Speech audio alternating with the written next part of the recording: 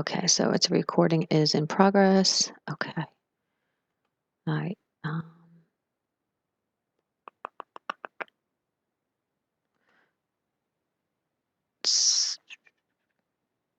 So Claudia, Claudia, can you hear me? Yes. Okay, I did unmute you, so I just want to make sure because I can't see. Normally, I'm so used to having a chat button and trying to figure out who can hear me and who can't. That this is new for us as a Q&A, so we're going to try this type of programming with WebEx. So, I am so glad that you were doing. I sent our ag. oh, you're hard to hear. That's okay. Can you hear me okay? No, actually, you're really low. Oh, okay. I don't know if I can change. Oh, and I think maybe it could have been your internet connection because now I don't. Now you I don't, don't. you don't hear me? A little bit, yes. Okay. Um, I mentioned this to our, you know what I can do? I'm on a second screen, which is why you don't hear me and you can't see me because I don't have a camera on this screen. And that's okay. I have everybody. Nobody's going to have their camera on except for the panelists and this presenter. Okay, very good. I'm so happy for this topic.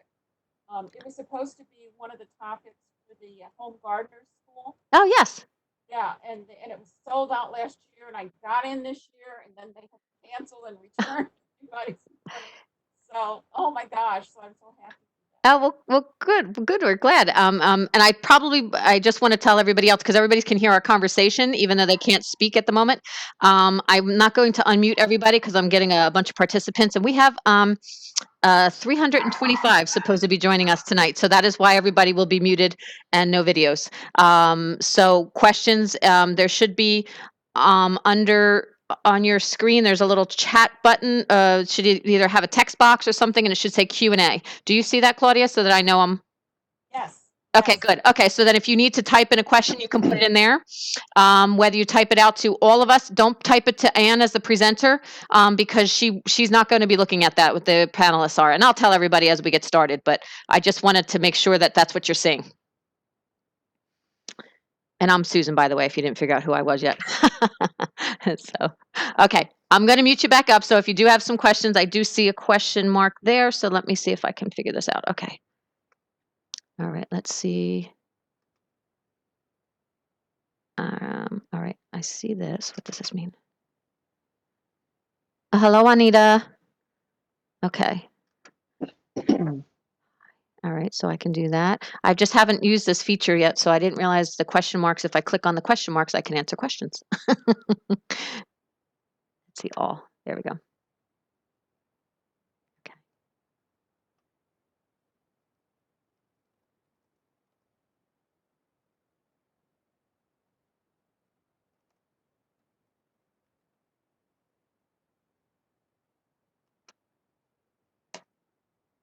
Oh, but it doesn't let me. Okay. Anne, is that your puppy?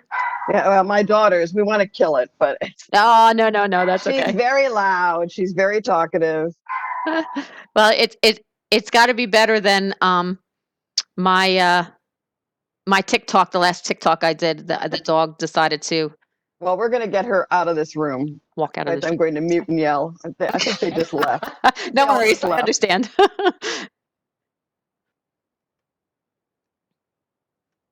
I think she got excited. I think she's going for a walk, and I think that's why she went nuts.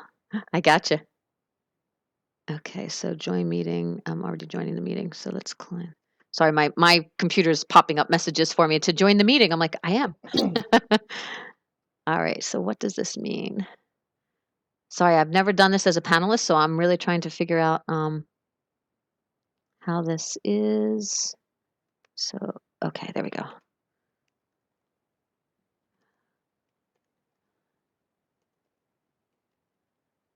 I'm hoping that we will be able to. I don't know if everybody can see that mess. I sent a message to Juanita. She said hello in the question box. All right, so we're trying to figure out how all this works. Okay.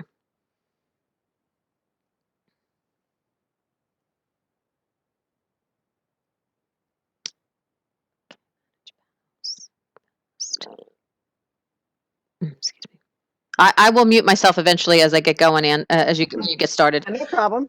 So.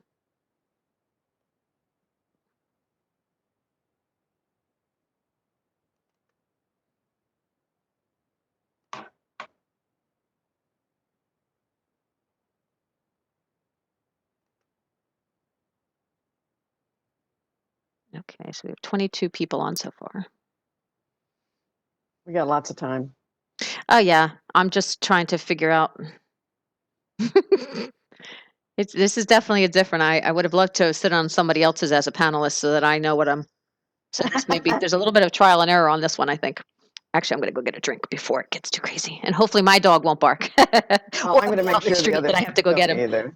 No, but Patty will be on shortly. So, all right, give me 1 Okay. minute.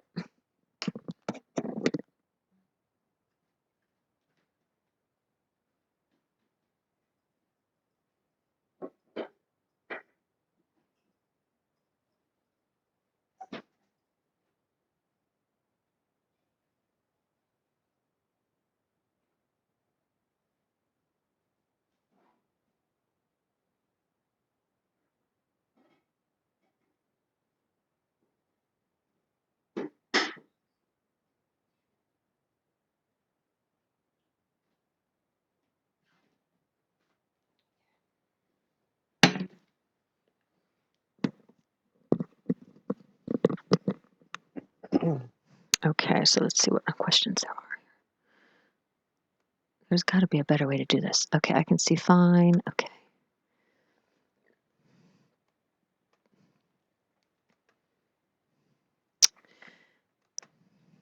I'm trying to figure out how to make my question and answer box bigger so that I can see the questions. If I take this out. Ah, that's better. Okay. I can see Claudia. So I'm actually just going to go through the box since we're waiting anyhow. I do see some questions. So hello to Juanita. I did answer yours. Claudia, hopefully we will touch all the topics that you need to on the hydrangeas since it was canceled at Home Gardener School. They are actually running some Home Gardener School programs, 1-hour programs online for like $15 or $25, I think. So I can try to remember to send out the links for that. But I think it's under Home Garden School at Home, if you're looking for that. Handouts. I tried to add a handout today. This is the first time I'm doing this particular event in this manner. So there was supposed to be a handout. If not, once we're finished, I'll make sure we're recording. And we are going to, I'll have the link sent out with that as well. And either if I don't send it out, it will be on our website, posted on our the Rutgers Cooperative Extension of Ocean County website. Susie Bernardo, hello. Roxanne, there's a question. Okay. Okay. So Roxanne, we'll talk about the Limelight had a problem. The leaves turned yellow, so we can talk a little bit about that once we get started. Karen, I see you. Okay. Patty, welcome. Can you hear me? Oh, you're muted. Okay. There you are. Hi, how are Good. you? Good. Good. For those of you that Hi, are joining Ann. us, yep. How are you? I don't know if Ann heard you. Hello. I'm here. Hi. Okay. So Patty, I just to talk over a couple of things before we get going, there's there's a Q&A section. I know it's different than what we're used to. So if you don't show the participant list, the Q&A section will be bigger. Okay. So when you click on the little Q&A, there's a little arrow, and that should give you a list. And then if you click on the person, I believe that's how we can answer. So if you click on it, then you type your answer in the box and it'll go to that person either directly or you can send it to, I guess, to everybody, the answer. Yep. Okay. Okay. Yeah. So yeah, again, we're still playing a little bit. So as we get on here and get going, I will, as it gets a little closer, I'll talk as quick as I can about the Q&A button. Unless we feel that it needs to be, but Ann, did you say you were going to have little stopping points here and there for questions, or do you're going to try to No, go through I'm going to and go. then? Yeah, I'm going to try to go through it all and then have questions. There's too many slides to go through to stop. I'm And, afraid and I won't that's get to fine. them all. Just making sure we're on the same page. Okay. Yeah. And then Patty and I will answer what we can. As horticulturists, we will answer as we can, whatever can be answered.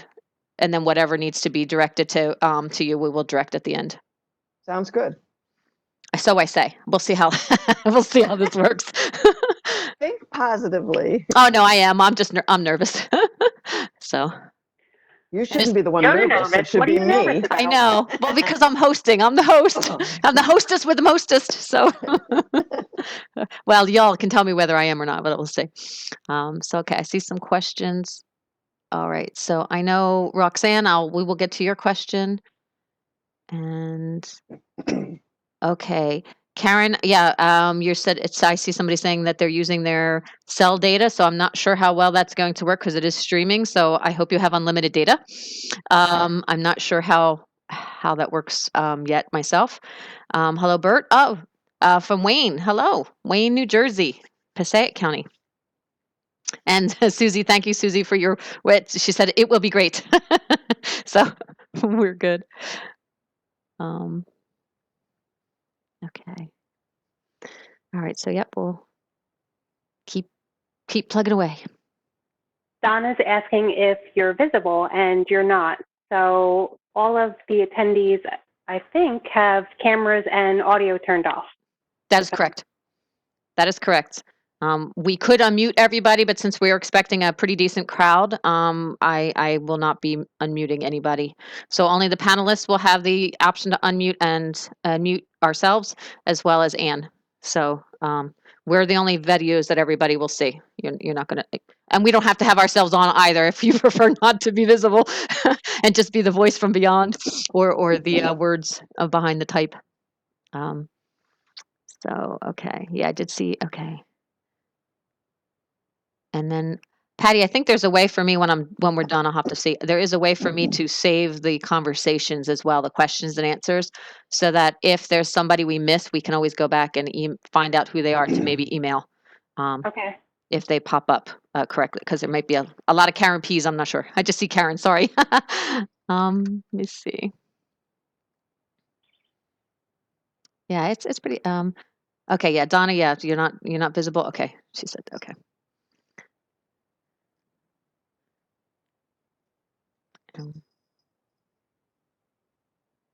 Right. Yeah. So Anne, Patty, you see Anne's full screen, right? Except for the I box, do. because we do have. Yeah. Okay. So do I. Just making Mhm. sure. And there is a way supposedly to do like a little question, a little like we can ask like, can you guys see us? And then there's a button that they should be able to give us a feedback saying yes, and it just click on like a quick feedback. But I haven't played with that yet, so I'm not sure. I don't want to start 10 minutes or 5 minutes before. Right. But I did notice that, and that's a quick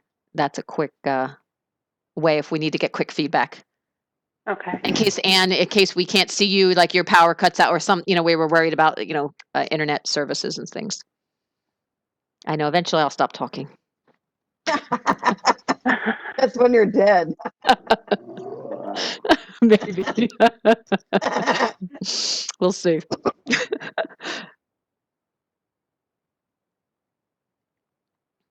We like your enthusiasm, Sue.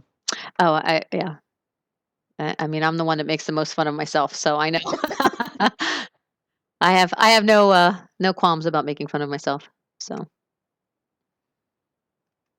I just hope I'm not annoying for everybody else. And I'm sure if I am, somebody will tell me. All right, so okay. All right, and so what's the participants? I have it recording, Patty, too. So if anybody's, I don't know if you can see the. Oh, good. I hit the button way before. I wasn't forgetting this time. So it's one thing when it's just a few master gardeners, maybe 20 people, but when it's supposed to be the crowd that, even half the crowd that we're supposed to have today. Yeah. I'm Do we nervous. plan on starting on time, Sue? That I'm going to leave that up to you, Anne. So if you know, we gave the time and we did send out a few, and I don't like to make people wait since you need to kind of. We have a lot of slides, or say That's we. my only concern is we've got a lot of slides. Yeah. So How many do we have on? right now, oh, I do see. Okay. Oh, I do see some chats. I didn't think you guys would be able to chat. I thought we'd just use a question and answers. Okay, so we have, how many do we have on? We have 98. Yeah, I mean, we've So, got 4 more minutes left. I think it's worth starting on time if we've already got yes. 98. Yeah. And I assume you're starting off? I will. I'll introduce Right. you and then I'll leave this slide up and then when you're ready, you can start. I mean, yeah, once.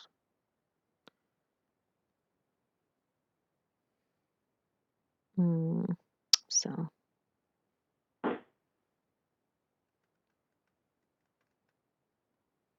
Yeah, I didn't think the chat feature was going to work, but it does.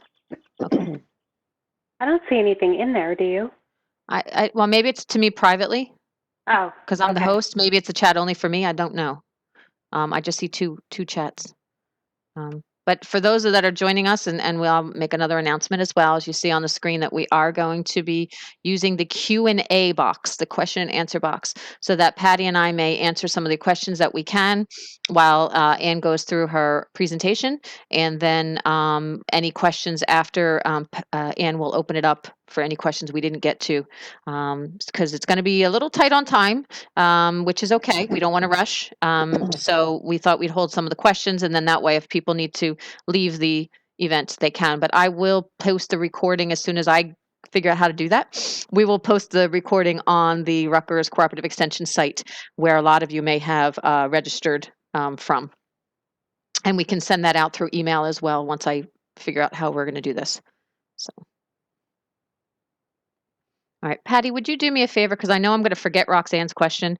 It's up at 5:46 question regarding limelight and the leaves turning yellow. Do you want to answer Okay. that before I forget? And that way I make sure we're all kind of caught up on questions. Yeah, we're up to 117, and so we'll be good to start when you're ready. Okay. Well, let's give them at least till 6. I've got a couple more minutes. Okay.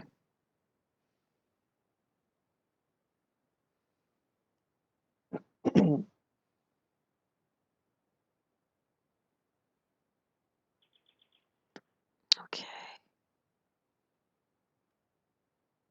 And let's see. Okay, I see another question, I think.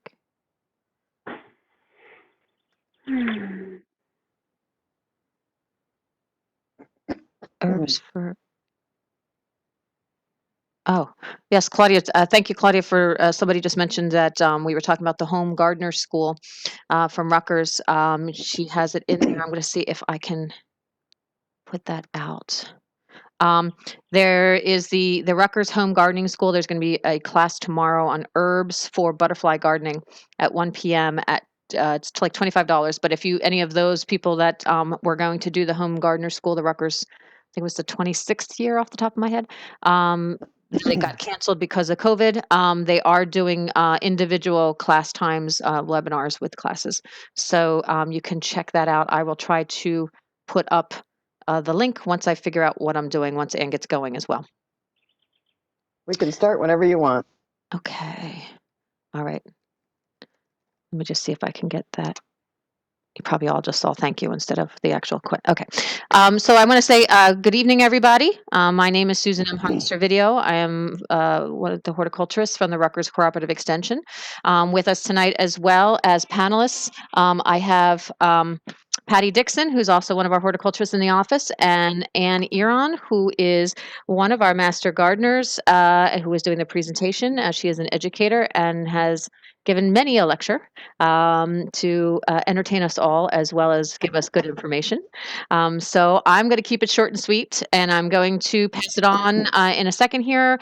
So yes, all your videos and microphones have been muted. So we don't see your video, so you don't have to worry about anything going on behind you or whatnot. And if you do have some questions, we're asking that you use the Q&A box for questions, not the chat box. And if you could do that, we're going to try and answer questions publicly. If not, we will have the questions posted afterwards online on our Rutgers Cooperative Extension website.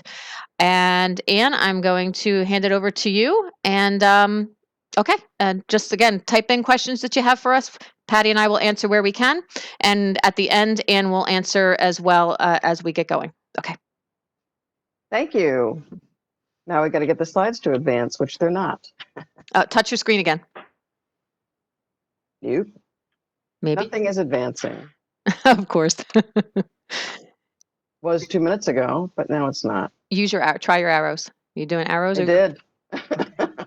Okay. So I still have you. All right, hold on. We're getting there. All right. There we go. There you go. Now it's Okay. going. Yeah, I don't know sometimes why it's, it I went. don't know. It freezes. All good. All right, we'll get started. Thank you all for joining me tonight. I'm going to obviously talk about hydrangeas. They are actually from Greek descent. Hydor means water, and angos means jar or vessel. Hydrangeas need lots of water to thrive. And you're going to find, as a lot of you have questions on issues with hydrangeas, either location or water may be the answer to a lot of your questions. Although hydrangeas are native to Asia, there was a variety discovered in 1910 in the United States by Harriet Kirkpatrick in Illinois, who was out riding her horse and found a hydrangea in the woods, which she dug up and brought home. It is the hydrangea we currently call the Annabelle hydrangea, happens to be one of my nicknames, and it's a very hardy variety. So that's a little trivia for you. I was reading an article last night about hydrangeas from a man by the name of Leo McGee in the Carolinas, and I thought he was quite apropos when he said hydrangeas are a slow blooming love. And you'll understand that as I go through this. He also noted you almost have to know them as you know your own children. Keep that in mind. Let's see if we can get this to go. Next one. Oh no, we're going to do it this way. Okay. Next. So hydrangeas are to summer as lilacs are to spring. They bloom in the summer and they last until frost. This is the entrance to the home of Penny McHenry, who was the founder of the American Hydrangea Society. They're great companion plants in the garden. Hold on a minute, I'm trying to do logistics here with this arrow not working. Okay, now did you lose the screen completely? Because I did. There we go. They look great with hostas, ferns, and lilies. They deserve a spot in every garden. And I have a daughter who knows nothing about plants, nor does she ever wish to know so. But she drove by a site the other day and pointed it and said to those, "We need some of those in our yard." And I hated to tell her we already have them. She just didn't know where they were. This is Margaret Mosley's garden. There are a variety of different species of hydrangea. And this takes you a while to get to understand, because of course you can't say everything applies to all of them, as to when you feed them, as to when you trim them, as to what you do with them, as to where they go. So I'm not going to read all of these, but what you want to focus on are the three that I've put in italics here. Mophead, large ball-shaped blooms. Lace cap, flat blooms with clusters of tiny flowers. And panicle, that are cone-shaped blooms. And I'm going to go through a lot of these. You're welcome to write questions down, take notes, but I think you'll get what's going on as I go through these. This is the macrophilia, lace cap on the left, mop head on the right. So you can see what these look like. The mop head has rounded flowers, comes in blue, pink, or white. The color depends on the variety and the soil acidity. It grows 3 to 6 feet, blooms July and August, and it's one of the most common of our hydrangeas. Popular varieties of this are Nico Blue and Penny Mac. Reblooming hydrangeas are Endless Summer, Penny Mac, which I just showed you, David Ramsey, Decatur Blue, Oak Hill, Blushing Bride, and Minnie Penny. Removing spent flowers will encourage blooms into the fall. And also, these tend to be disease and mildew resistant and are good for cut flowers and good for fall color. There's an example of an endless summer. Lace cap or flat flowers are disc-like blooms with tiny, tight flowers in the center and showier flowers around the edge. They come in white, blue, or pink blooms. Again, they depend on variety and soil acidity. They like partial shade and morning sun. They bloom late May and early June. So you can see how you might want to combine mop heads and lace caps in the same yard to get more blooming earlier here and then a little later. Here are a couple of examples, Tokyo Delight and Rutgers. Now, I've had people say to me, is there something wrong with my hydrangea when they see these? No, this is exactly what they're supposed to look like. Here's an example of Hydrangea serrata. It's named for its serrated leaf edges. It's similar to the lace caps, but more cold hardy than macrophylla, and they're smaller. So you might look at this and say, that doesn't even look like a hydrangea. Here are two varieties of it. Hydrangea arborescens are broadly rounded, showy white blooms. Annabelle's the common one, which I mentioned earlier. That's the one that Harriet Kirkpatrick found. 3 to 4 feet tall and wide, and it blooms on new growth, and it's best to prune it about 6 inches from the ground in late winter. And I'll get into pruning in a little while. So there's a picture of Annabelle. So common ones are these. Annabelle's very hardy, can be broomed severely back and comes back every year. Good to know. Lots of you make the mistake of getting a hydrangea, pruning it in the winter or late fall, and finding you get nothing but greenery the next year. Obviously, what you got and pruned was done at the wrong time, and I will get into that as well. Some plant Annabelle as a hedge. The blooms are large, sometimes 10 inches in size. It helps to plant 2 or 3 together. They can help support one another. So again, a picture of Annabelle. You've seen them around. You probably didn't know what they were. Paniculata, large shrub, 10 to 15 feet in size. The white panicles fade to a pretty old rose color in the fall. They take more sun than other species, and they take less water than the mopheads. So you can see why you need to know what hydrangea it is you're dealing with to determine where it needs to be placed, what its water requirement is, how much sun it needs, etc. So when people call or say to you, I have a hydrangea and I don't know what's wrong with it, the first thing you need to determine is what kind of a hydrangea is it? So here's the PG hydrangea, which is a paniculata. You've probably seen these. Here's a grandiflora. You can see how they're very coned shape. That's paniculata. Here's a grandiflora. They're all stunning. Here's what it looks like in the fall, fading to a rosy color. One of the favorites, and it's already been mentioned tonight, is the limelight hydrangea, which comes in a mini version and a bigger version. Great hedges, very easy to maintain. The oak leaf hydrangea, most flowers fade as they age, but not this one. It just keeps on getting better. Flowers start out white and age to pink. It's beautiful, rich red, pink, and bronze fall color, has a woodsy appearance, exfoliating bark, and it looks like it likes cool soil, so you have to keep it mulch. So here's what the oak leaf variety looks like. Snowflake on the left, snow queen on the right. Totally different looking than what we've just seen before. Here's what it looks like as it ages.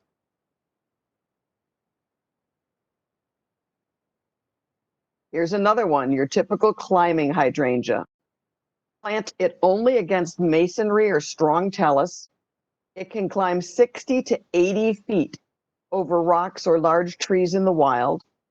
Deep green leaves turn yellow in the fall and drop. You'll see peeling bark in the winter. So here's a climbing hydrangea.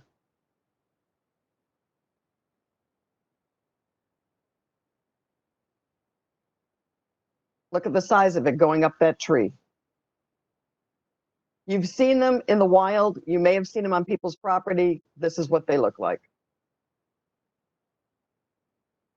Now these are a different kind of climbing hydrangea, more deeply serrated leaves, sort of heart-shaped, and bloom a little later. There's roseum, and there's the Japanese hydrangea vine. Needless to say, we have a lot of variety to select from. Where should I plant my hydrangea, and what should I feed it? They tolerate full sun, but mostly they're partial shade plants. More than 4, preferably 6 hours of morning sun. Find a spot that's not too much afternoon sun. And if you want to plant it in afternoon sun, have it around something else. I know I planted 2 hydrangeas when I moved into my current home, and they were new and there wasn't a lot of shade around them. Well, as the bushes around them grew, they got the kind of shade they needed, and they've tolerated very well.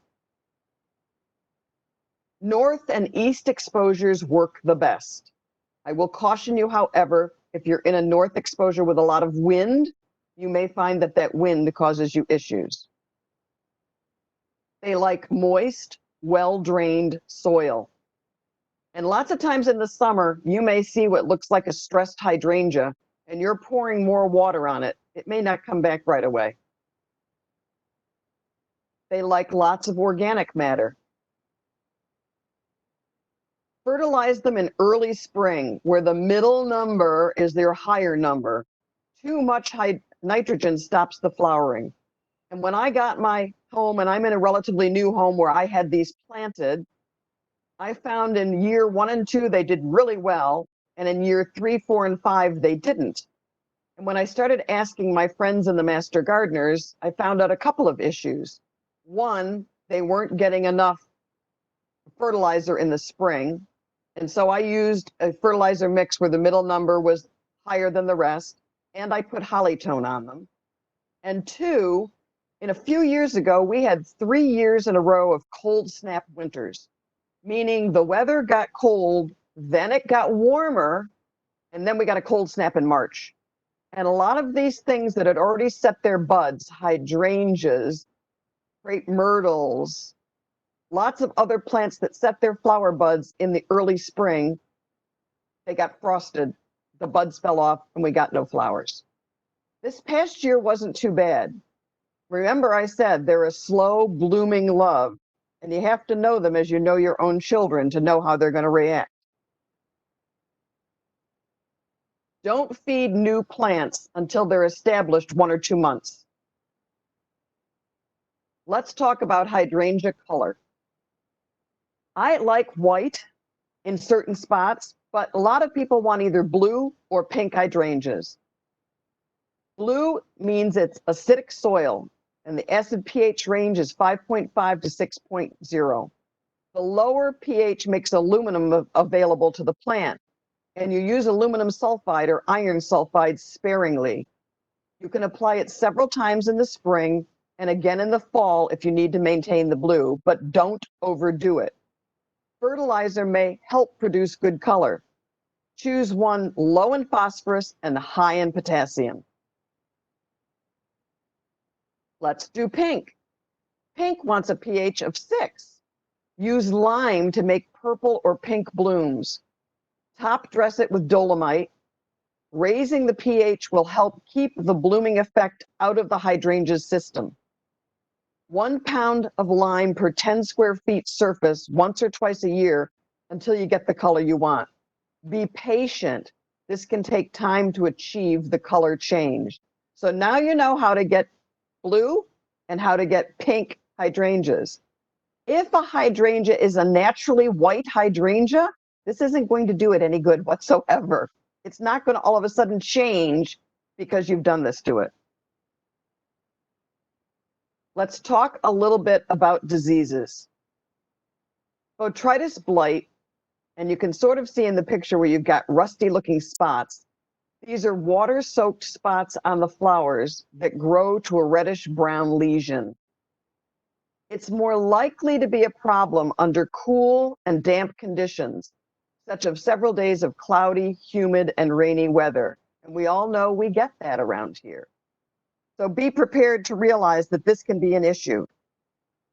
Some of the issues related to the hydrangeas, you're not going to be able to do a lot about. Others you can, but you're going to find in general, hydrangeas are fairly hardy. Leaf spot. This manifests itself as circular purple or brown spots on the bottom of the plant. And as the lesions get larger, the leaves can turn yellow and fall off the plant. Anthracnose, plants that have been heavily fertilized are more likely to contract this common fungal pathogen.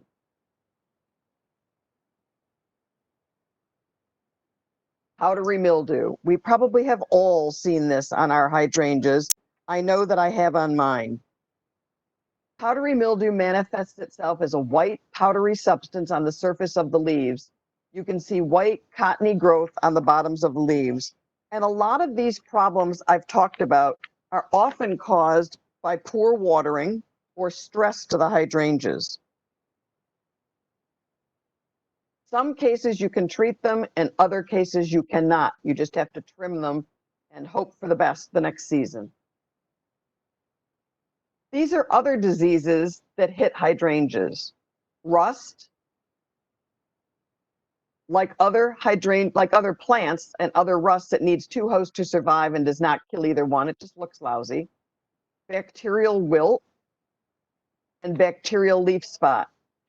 Now, let me comment that with regards to all of these diseases, we actually added these diseases in at the last minute because we thought, oh, gee, we better talk about hydrangea diseases. We don't have a lot of them all the time.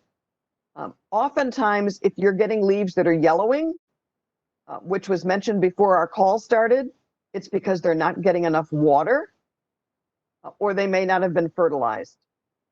So you have to watch for these, and then you can go into your, I use Google a lot, but we can go into the Rutgers devices and papers on what you do for each one of these. I think the one I see more than any other is the powdery mildew, at least in my area. Others may see others elsewhere. So why didn't my hydrangea flower? This was my big problem. Could it have been frost damage? Was it improperly pruned? I did that the first year. I figured I'd cut everything back in the fall. I might as well cut my hydrangea back too. So I cut it back within a few inches of the ground. And the next spring I had beautiful greenery and not a single flower. Learned my lesson the hard way. Too much shade. You can find that these hydrangeas need the sun, and if they're in too much shade, they won't bloom at all. Too much nitrogen, that's your first number. That keeps the leaves green, but it doesn't necessarily get you any flowers. Or lastly, improper sighting. Now, I tell a lot of people with regards to sighting, before you take a plant and throw it out, move it. You may find just the location was the issue. I'm in a situation where I don't have an easy way to move it because my beds are all full, but I do have neighbors that could use some plants, and I may take plants as they get too big and go to a neighbor and say, have I got a gift for you? In my case, I think they'd like some of the things I'm giving them. There are other instances where I'd say, don't take anything. So this is another question people ask all the time. What's old wood and what's new wood? And the issue is, why do you care? Old wood are stems that have been on the hydrangea since the summer before the current season. New wood are stems that develop on the plant during the current season. And it's important for you to understand that different species require different pruning. And this is why I say to know them is to know them like your children. The mophead and oak leaf bloom on old growth.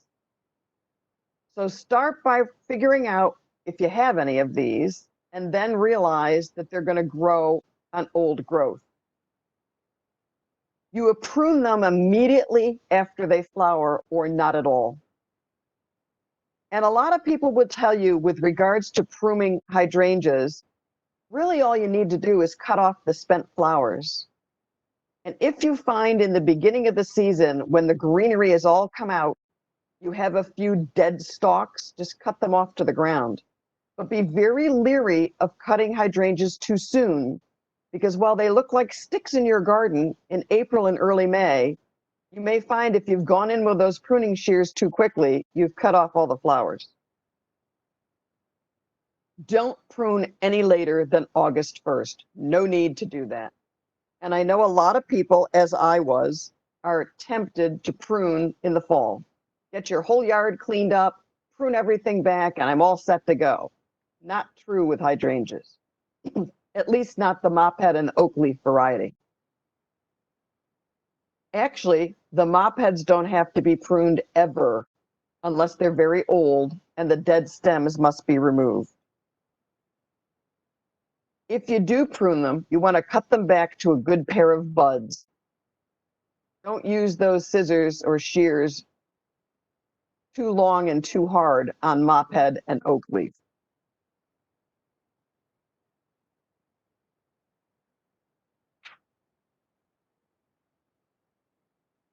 So they bloom on the old growth, and all dead stems should be removed every year down to the base.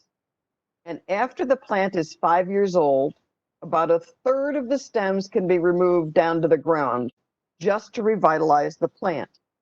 So if you're dealing with an old mophead or oak leaf hydrangea and they look a little bit draggled and they're over 5 years old, you could try rejuvenating them by removing a third of the stems down to the ground right about this time of the year, and it will help revitalize the plant.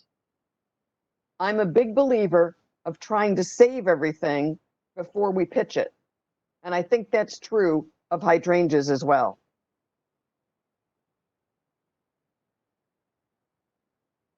Remember, removing old blooms isn't necessarily pruning.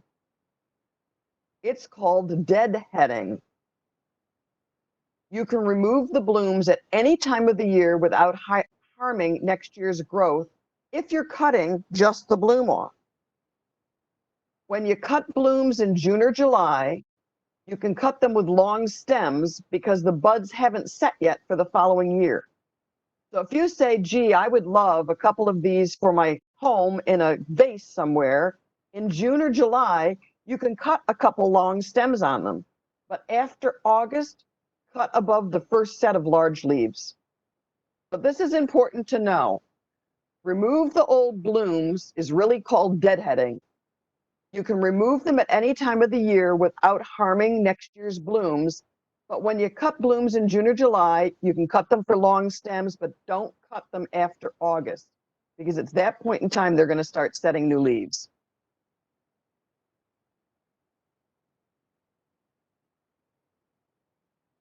So let's look at pruning with regards to the paniculata and the arborescens. Bloom on new growth. Remember, we were talking old growth, now we're talking new growth. And this is why you need to know what kind of hydrangea you're dealing with. Does it have to be pruned on old or new growth? Prune the paniculatas in late winter or early spring, and you can prune these hard.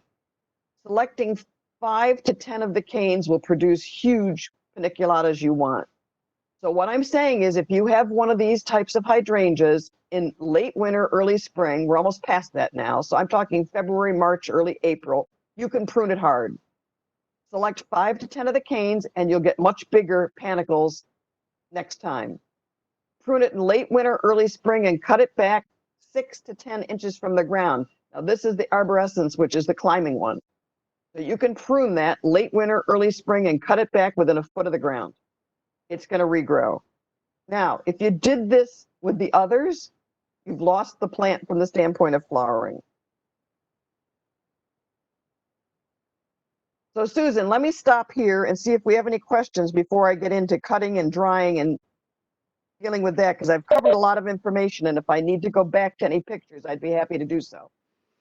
Okay, I don't see anything specific. One of the questions was about the endless summers. So those that do bloom on old and new growth, how do you properly prune to retain the blossoms, which You can pretty much do anything you want with them. That's the beauty of them. However, I will tell you, I have 3 endless summers. And in doing some research on it, I will tell you they have found now that they've had them a few years, they aren't necessarily cracked up to all they've said they will do. And they can be finicky. Go back to my statement of you need to know them as you know your own children. I found with my endless summers that I could trim them, but I found they needed a good amount of feeding and they like a little sheltering. However, they are old and new, so you truly can prune them whenever you want. Okay. And of course, now that I asked everybody for questions, they are piling in. So a couple of things, because people are using chat, they may not be able to find the questions, the Q&A. So there are a couple of I'm going to, Patty, if you can answer some in the chat, in the question box, I will check the chat. I'm I sorry. opened up a can of worms. Sorry about that. Yeah, no, it wasn't that. I just didn't hit the right, and of course now I can't find what I'm looking for. Okay. So, somebody had a question when you're talking about cutting the hydrangeas. You were saying about cutting down to 5 to 10 stems. Do you mean you're cutting only 5 and 10 stems out, or you're only leaving 5 to 10 No. stems? You're only cutting out 5 to 10. Okay. All right. Sorry, I went back too far. I'm trying to find all my buttons. Okay. Yeah, don't prove 5. Okay. So that was that one. If the wood is still bare on a mop head now, does this mean it is dead? I'd wait a few more weeks. I've had them into June when all of a sudden I thought they were dead and they popped back. We're still a little early. And for some people up there in Toms River, you guys are a little cooler than us. I'm down at the shore in Manahawkin, so that could be it. Also, yeah, you could have gotten a late frost too. So, okay. So you did talk about the 5 to 10 canes on the panicles when pruning, that you're taking out 5 to 10 canes. Yes, mine, that doesn't say you're leaving 5 to 10. You're only removing 5 to 10. Don't cut out 20 of them. Only select 5 to 10. You're going to have a funny looking plant if you don't do it that way. Okay. And then someone has a question about climbing hydrangeas. She's never pruned it. Should it be pruned? Yes, you can prune it. I mean, I would say to you, if it's blooming well and it looks good and it doesn't need any trimming, leave it alone. But if you want to prune it, oftentimes people will prune them because they're not looking great and they'd like them to look better for the next year. In general, hydrangeas really don't need pruning. And the reason you really start pruning them is either to shape them, to cut off the dead flower heads because you'd like them to look better, or because the plant's starting to look old, it's over 5 years old, and you need to refresh it and revive it. Other than that, they really don't have to be pruned at all. And a lot of people, if you put one in that's too big, then it might need a different spot. So siting is definitely Siting is extremely important. And I had a neighbor once who came to me, and it didn't happen to be a hydrangea. It was another shrub that she loved. And I went over and looked at it and said, "Where are you putting it?" She said, "I am putting it in my front bed under the windows." And I said, "Well, how high do you want it to be?" She said, "Oh, about my waist." I said, "Did you read the tag?" She said, "Oh, no." I said, "Read the tag." And the tag said it was going to be 5 to 8 feet tall. She said, "That little thing is going to be 5 to 8 feet tall?" And I said, "Yes, in probably 3 to 5 years it will be." I'm glad you like the color. Go find something else and read the tag. The same is true with these. Make sure you know what you're getting and how big it's going to be. And what's happened lately is a lot of these varieties, Limelight's an example, have come out with a baby version and a big version. So you can have little limelight and bigger limelight. So read your tags carefully and know where you want to put them, and believe the tags. If they tell you it's going to be 8 feet, it's not going to be 5, it's going to be 8. And that can block windows and be in spots you don't want them. Okay. And fortunately, there are plenty of hydrangea varieties out there now that you can buy to fit the size you want. Or close to it where you don't have to prune very much. Correct. And I think, and I could be wrong because I wasn't paying attention because I was looking at questions. Arborescence, isn't that the smooth or the Annabelle hydrangea? That's a that good the climbing? question. I think the arborescence is the climbing. Because the climbing, you have it down to cut back to 6 to 12 inches from the ground, and that climbing hydrangea, you don't want to cut it that far. You can prune some. It's the smooth or the Annabelle hydrangeas you cut to the ground. You can cut to the ground. So I just wanted to make You sure may we be had the right. terminology. Yes. Okay. You may be right.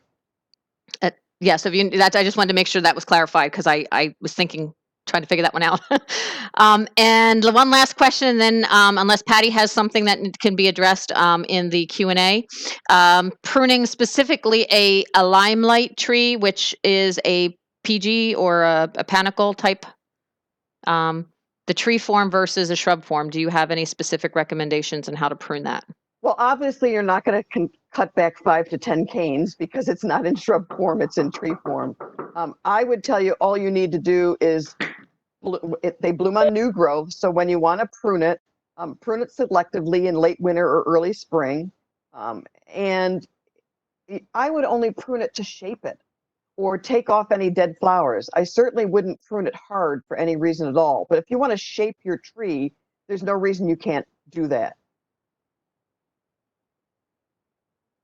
Okay, Susan has disappeared, so we're going to move on. I want to mention one thing. There is a question. You had mentioned using hollytone, and Yes. somebody wanted clarification on that.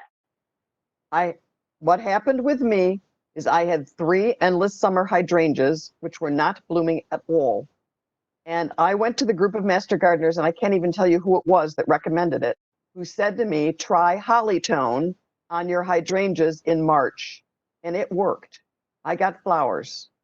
So whether it's a situation where I got lucky or whether it really works, I can't tell you, but I'm now finding if I put a little hollytone on my hydrangeas each spring, I tend to get better blooms.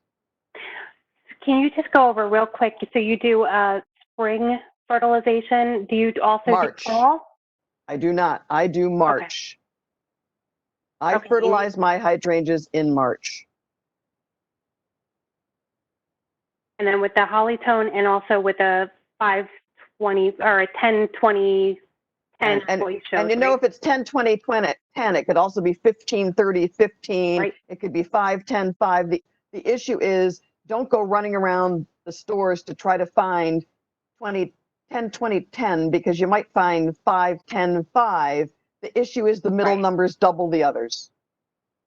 Right. Look for the ratio. Right. Exactly. Okay. Let's talk about. Yep, go ahead. We'll continue to, on the Q&A, we'll continue to answer. I'm trying to leave plenty of time for Q&A. I'm going to try to leave a good 15 minutes for Q&A. Okay, very good. Okay. So let's talk a little bit about drying and cutting blooms.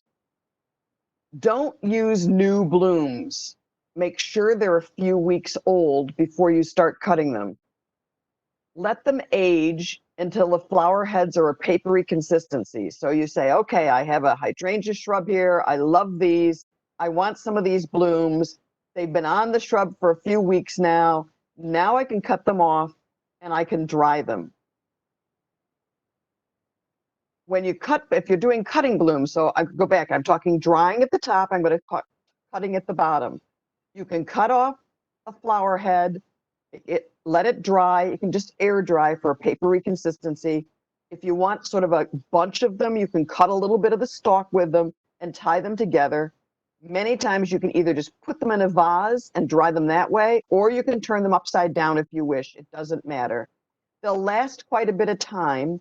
What I find with drying is if they're around too long, they tend to get dust all over them. And if you try to take a hairdryer or something to blow the dust off when they're papery white, you may have issues carrying some of them. Cut blooms, you immerse in water for 2 hours and you remove the leaves on the stem.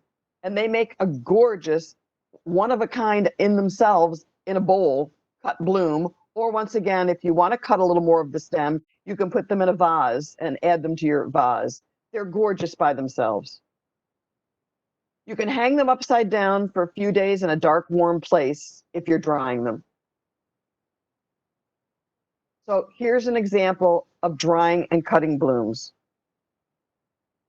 And obviously they come in different shades. This one tends to be more blue and lavender. You can also propagate them. So this is an example. Number one, you've cut it off, and I'll get into this in a minute. Stripped it, eventually potted it. And so what happens is you're going to take a 5 to 6 inch cutting. Experts tend to pick a branch that didn't flower that year. I'm not sure how they know that except they're going and making sure they're watching them. You remove the lower leaves of the bottom 2 leaf nodes. You cut the largest leaf down to about half their size. You dip the cuttings in a rooting hormone and insert it into a damp vermiculite. Water well and cover with plastic. So this is what you get.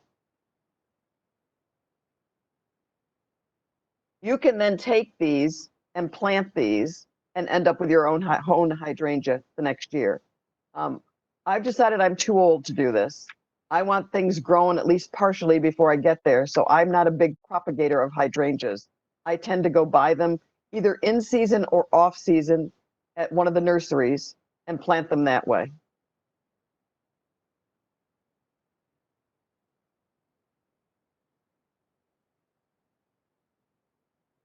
Okay, some propagation tips.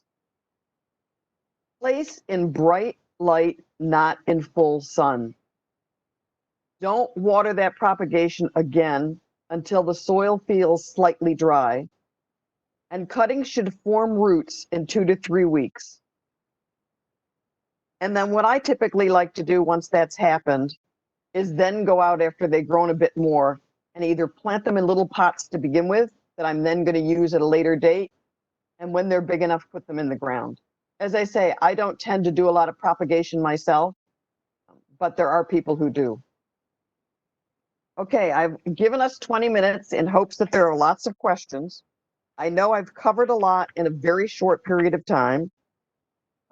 I think you will find if you follow some of these rules, and most importantly, know whether the hydrangea or not, what type of leaf it is and the type of hydrangea, whether it grows on old or new wood, whether you're giving it enough fertilizer in the spring and watering it when it needs water, you should be able to have pretty good hydrangeas in your property.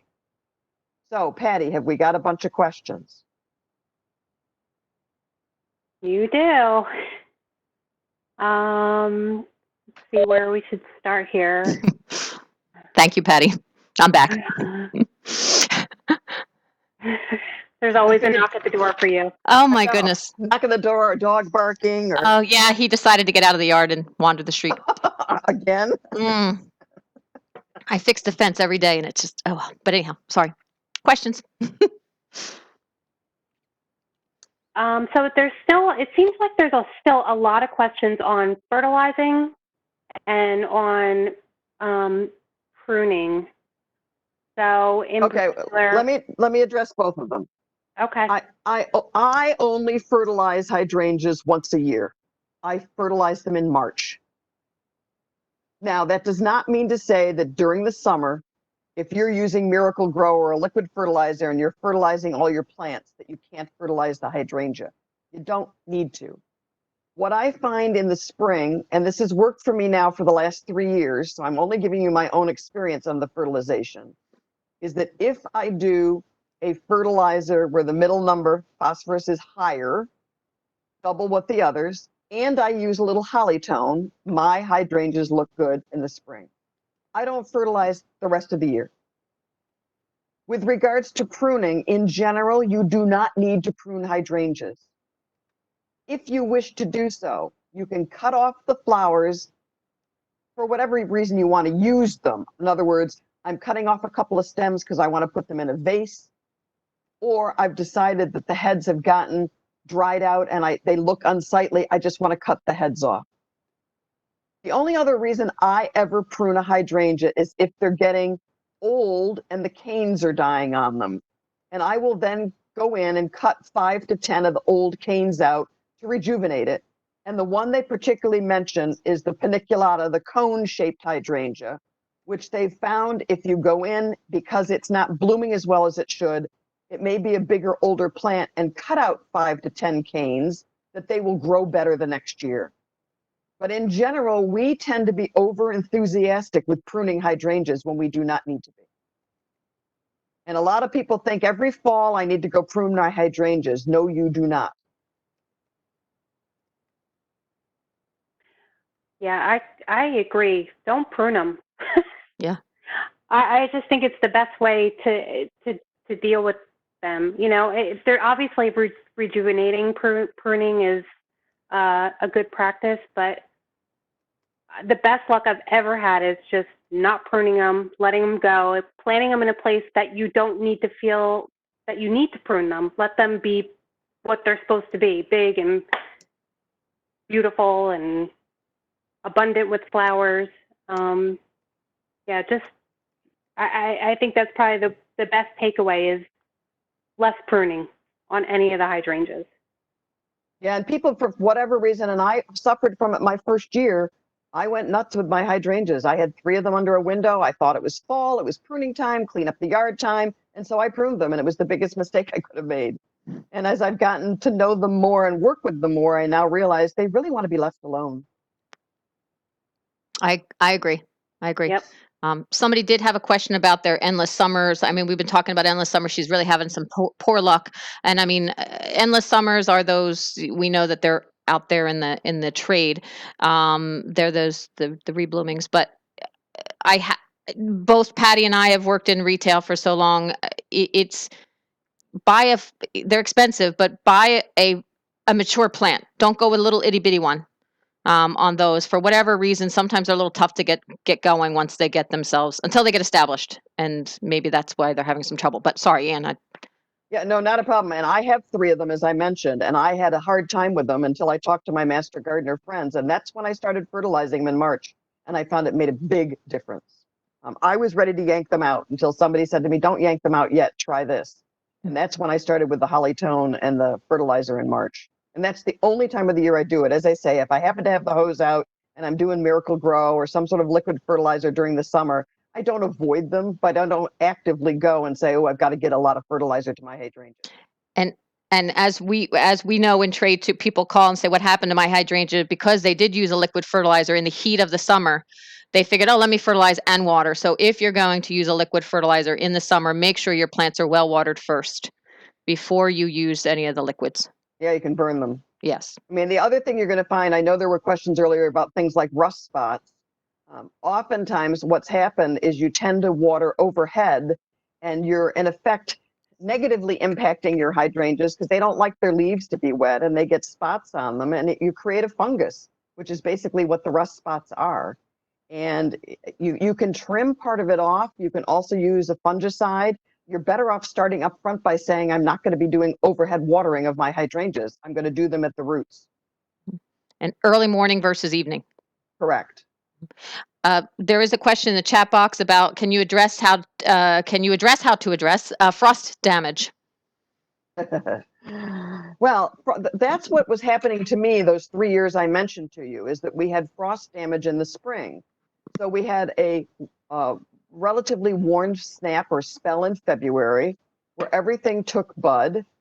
It stayed warm until mid to late March, and then all of a sudden we got a cold snap. And what happened was it killed all the buds that were there, and we got no flowers. We had 3 years in a row of that was happening on a lot of spring flowering plants. The best I can tell you, and I tried this once, is if you're in the March timeframe and you hear you're going to get a cold snap, go out and cover your hydrangeas. You can put burlap around them. I know people every year that burlap their hydrangeas and throw leaves on top of them to sort of give them some insulation. I don't go quite that far, but you could. And you've got to realize that there may be issues on the siting of your plants, and depending on the exposure to wind and how cold it gets, they may be affected. Now, as I said before, you have to know them as you know your own children. Some of them behave well and some of them don't behave well. Someone did ask for you to go back to the propagation step. Sure. And can all species of hydrangeas be propagated like how you have shown? Yes. Let's see, let me go back one more, I think. Yes. So I don't know of one that cannot. And I would say to you, if you have one you want to try it. You have nothing to lose by trying it. I mean, you're basically taking a 5 to 6 inch cutting. This says experts pick a branch that didn't flower that year. I would think I prefer that my all flowered this year, but if you get like, if that becomes an issue, you remove the lower leaves of the bottom 2 leaf nodes. You cut the largest leaf down to about half their size. And then you dip them in a rooting hormone and insert them in damp vermiculite and stick them in a pot, water them well, and cover them with plastic. Well, let me see where the picture is. I got to reverse these because that's what it ends up looking like. So you see how it's gotten trimmed back and you've gotten thinner and thinner. And that's what you want number 3 to look like. And then you're going to plant it at the pot with a rooting hormone on the bottom of it and cover it, and it'll take. So yes, I'm not aware of one you cannot do this to. You can also do a bend the branch down so it touches the ground. It's called layering. You can do that and touch the ground, put a rock or something on that piece, especially the mop head types. I've done it with the paniculata types that have low branching. You can do it there too. And I think it also does work with the, I don't know about the oak leaf, but the climbing hydrangea. That's a good idea. And then you just cut the whole plant off you can cut it off the mother after it's gotten some roots. You know, and keep in mind, you can buy these in the fall at some of the nursery centers if they have any left over. Just because they aren't flowering in the fall doesn't mean they're not fine, and you might get them a little less expensively. And I'm answering a question on chat regarding, do you use Hollytone and your 10-20-10 at the same time? I am not suggesting to do both at the same time. I didn't know how you had brought it up in the You're asking me what I do? Yes. I do. I use them both, but I use them both sparingly. I don't do, so 2 together is equaling what 1 normal dose would be. And don't ask me why it works. It was recommended to be by one of the master gardeners, and I can't even tell you which one, because we were all sitting around a table one day discussing these things, and I thought, what the heck? I've got them both. Why not try it? And so I did, and lo and behold, that next year I got flowers. Okay, so you're not using it both full power though. So if it's telling you to use, you do it. Okay, so I do half and half. Okay. Okay. I don't know if Patty, if you have any others right now. I'm still answering this one.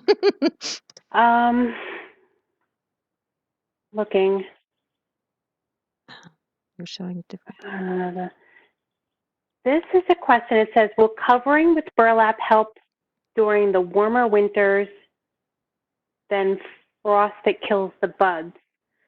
Yeah, the whole idea is, I mean, in the warmer winters, you probably don't need them, but how are you going to know ahead of time if we're going to have a warmer winter or not? So you could say historically, my winter's been like X, and we know in our climate, it goes up and down. You get warm days and you get cold days normally. This was an unusual winter in that we were more warm than anything else. So what you can do is say in the fall, I'm getting ready to protect my shrubbery and I'm going to protect my hydrangeas. And so I'm going to wrap them in burlap, dump some leaves in the middle, and cover them for the winter. Now, if you find during the winter you don't have a cold winter, you haven't hurt them. So it's not going to hurt them at all to do that. And when you get to the springtime, then you can uncover them. But I wouldn't do that until late May, April, May. Okay. All right. There were some questions, which I can, when we're down to the end, asking about recording. Yes, this is recorded. It's being recorded, and we will pat it up. And then the other question I'll answer once you're finished, Anne. I'm still taking questions. Yes, I'm sorry. That's all right. Oh, sorry, I'm still trying to get used to it all. All right, so yeah, one of the questions was how to prune a lace cap, but again, the lace cap, you did talk a lot about the pruning. Lace caps are usually old wood, but I will let you finish. I'm sorry. Kind of. Yeah, no, I mean, as I said to you in general with pruning, don't. Unless you really need to, there's no reason to prune them. They really don't like a lot of pruning. All of them don't like a lot of pruning. And if you ended up with a hydrangea that's too big for where it's located, you bought the wrong hydrangea for that site. And you can do more damage by over pruning and therefore not getting flowers the next year than you can by leaving it alone. So I say to you, prune when you either want to take off the dead flower, but just right below the flower head.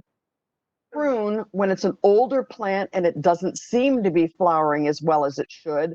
So you can take out a few of the canes, 5 to 10 of them, to rejuvenate the plant. Sorry. And prune when you want to cut some of it and bring it inside. That's a great addition to our call. And I'm going to guess that's Susan's dog. Yeah. Here's a question we haven't covered. When is the best time to plant a hydrangea? Well, you can really plant them in fall and in spring. And that's why I said to you before, a lot of people tend to plant them in spring because they get into the garden center and you start seeing flowers coming on them. They look lush and green, and you want to do them right in the spring, but you can plant them in the fall as well. I've done both. Just keep in mind, if you're doing them in the fall, they're not going to be necessarily in great bloom. They're going to be dying back a bit, but it doesn't mean they don't have a really good root system already, and they'll be good for next year. But don't plant them and then hack them off so that they have nothing coming up, because if you do that, you're going to get great greenery the first year. You're not going to get flowers. And there was a question, 2 questions that I saw on the chat about specifically, are there any varieties more deer resistant than others? Not that I'm aware of. Not that I'm aware of either. To me, deer, when hungry, will eat anything they'd like to eat. I have not had a big problem with deer with my hydrangeas, but maybe it's because of where they're located that it's not as easy for them to get to them. And I am not aware of a particular variety that's more deer resistant than others. Okay, and a good answer, because I don't either. No. No. There's a couple of questions. I'll address this one a little bit because people have been asking where can we find certain varieties of things, and we technically can't recommend, not even technically, we can't recommend particular places as businesses. So check around with nurseries, local people because I know there's some people here that are out of state that are online here tonight. So check with your local growers, any of your local garden centers for that, even some of the mom and pops. The other question that was, will the flowers come back the following season if the hydrangea is pruned too much? Depends. Well, not necessarily. If you prune it too much, no, they won't. The greenery will come back. You're lucky if the flowers came back. I speak from experience. I whacked my little hydrangeas back till they were probably, I don't know, a foot high, all the way across. The next year they looked gorgeous in greenery, and it was the second year they finally got flowers again. Yeah. Okay. Yeah, because that's and someone, which is actually an interesting question, which I think is good question. Can you mix mops heads with panicles? Absolutely. Oh, it's done in no this reason picture. at all. In fact, I was going to say this picture shows that. Yeah, I just saw it. And you got to remember, some are low in height and some are higher in height. So you've got to say, where do I want to put them? What am I trying to achieve by where I'm putting them? And could I layer them? Could I buy one version that's a tall version, one that's a medium, and one that's a small? Can I, as this picture shows, do one in white and one in blue and one in pink? Absolutely. That's part of the beauty of them. They flower for a long time. They can have a season from May through the fall. When they die back in the fall, a lot of times the heads are gorgeous in colors. They die back in shades of pink and blues and purples. So that's why people like hydrangeas. They're very versatile in size, they're very versatile in color, and they have a long bloom time. What could be bad with all of that? One thing that somebody's asking, do any of them like wet roots? Not that I'm. Wet roots. I don't know any that like wet roots. They like to be watered. They don't like to be dried out, but I don't know that any like wet roots. I would say no to that. I think you'd be more apt to have them die on you if they're too wet. I would agree. A couple of questions that have come up as well, which I'm going to address. This is what I was talking about addressing. A lot of people are saying that they're newer to the gardening. They don't know what kind. They moved into a house. They're not sure what kind of hydrangeas they have. So you can send, and I put it in the chat box. So if you look through your chat box there about Patty, you can email Patty or myself photos of your hydrangeas, the leaves, and if it has flowers, great. But if it doesn't, we can try to identify it for you, at least to the type, not necessarily to the variety. So we can't tell you if it's an endless summer versus a regular, but we can at least tell you it's a mop head versus an oak leaf hydrangea. So our emails are there, and if not, at the end there's a thank you email that'll come out tomorrow that will have an email address for you to at least catch a hold of us, one of us, that way. And the last question I see on here, what used to be called snowball bush actually a hydrangea? Not necessarily. It could be a viburnum. Right. That's exactly. I was like, oh, it's like, good job, Ann. So, yeah, and then can you cut flowers from new wood for bouquets? And Yeah, you can cut them. Just be sparingly on how you cut them. Realize if you cut back too much, they're just not going to flower again the next year. I mean, enjoy your hydrangeas. When you get something like this last picture I've displayed, you can certainly cut some of these without impacting the plant. You're going to get flowers back the next year. Could you go and cut half the plant? No, you probably won't get flowers the next year. But there's enough in this display I'm showing here that you could easily go in and cut some stems of flowers with no negative impact to the plant. And somebody asked if there's a survey. There will be a survey that'll pop up probably in tomorrow's email. That's just the thank you for joining us email. So, and yeah, I hope you've all learned something from this. It's an interesting flower. It's an interesting shrub. It has a lot of positives to it. It does need some babying, but once you understand them, they're pretty easy to grow. And I think a lot of us just see the word hydrangea and think everything fits under that category. And we've got to be a little bit more subtle with how we address them and the kind they are to really be effective with them. And I do agree. And some hydrangeas are definitely not so. I have some that I don't baby at all. My mop heads, yeah, I'm sorry. They get frosted all the time. I get one flower and the bush is huge. But my oak leaf hydrangea, I do nothing to it and it is gorgeous every year. Beautiful fall color, absolutely beautiful fall color. Great part sun one, it's good. So I would say to all of you as we conclude, determine what your site is, determine what colors you'd like, determine the height you want, small, medium, large, or a mix thereof, and then go out and do some hunting. And with cell phones now and the internet, you can Google all of this stuff pretty easily and come up with a really nice plan for how you're going to plant hydrangeas and what you're going to use them for. I agree. Sorry. And yeah, I want to thank everybody for joining us. It was a great group, great questions. There has been also some questions about whether they can have a copy of the presentation. And again, anything that I can give out, handouts and whatnot, since this was a new program for me to use, I'm going to, I wasn't able to add it to this particular session, so I will put it on to the main, our Rutgers main website. I don't know how we'll do it. We'll figure out some way to say, here it is, and maybe we can send out the links so that you guys have it. And excellent job, as always. And Yes, sorry Ann, for the dog volume. I'm just glad it was your dog and not mine. Oh, no, he was his mine. Hi. He knows I'm on. He knows I'm on.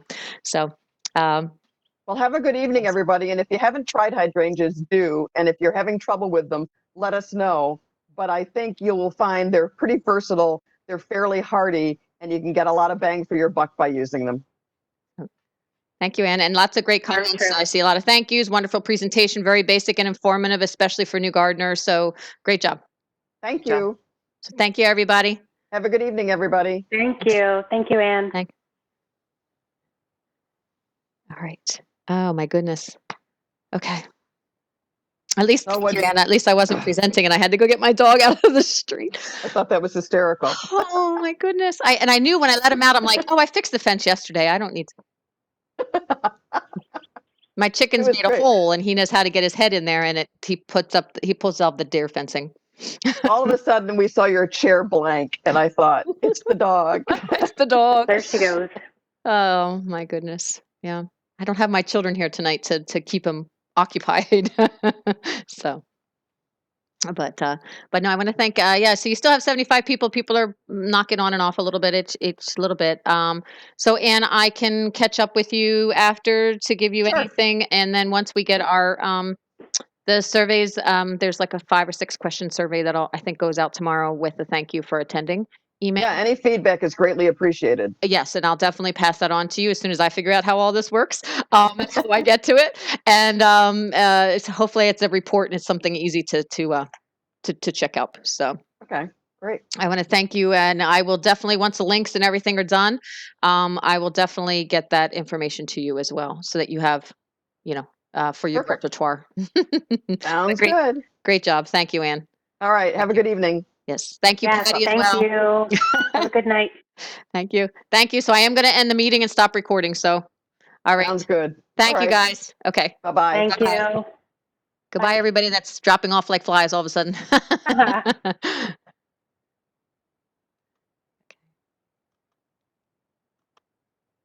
Oh, I want to end the event. Sorry, I'm trying to figure out this thing. There we go.